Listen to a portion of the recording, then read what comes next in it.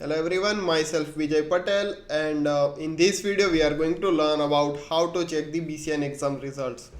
Typically it's take maximum 14 days to give the BCN exam results, but I used to get in the 2-3 days, and typically they send you an email, and after that you are going to BCN result. I hope your exams are really good, and let's see your results together. Okay, so let's start with the step 1 to find the website. You have to sign in on the QuARTS, and over there you can see your result.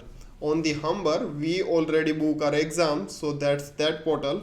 And on the QuARTS, when we registered our individual BCN number, on that time we make our account, and now we are going to check our results also over there. Alright, so let's open that. It shows something like this, and we are going to press to the last blue button, and that's going to be the next page. Right, let's on the main page.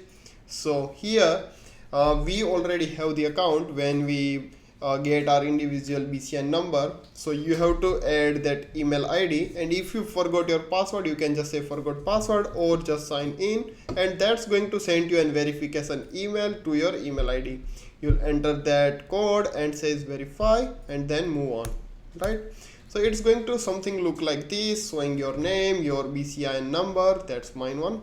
And now on the right top corner says menu, you'll press over there.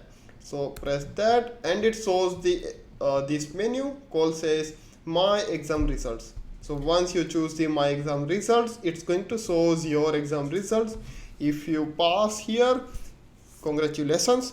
If you are not passed the exam, it's very common. Don't feel that you are not able to get pass on the BCIN exams. Our portal is help you to pass your BCIN exams, like if you want to move on to the next exam or retry the again the exam. Alright, here you can find the free quiz, lots of blogs and videos on the BCIN exams. We have lots of insight on the BCIN exams, like how to pass the exam basically. Alright, let's meet you guys on the new exciting video next time. Thank you so much.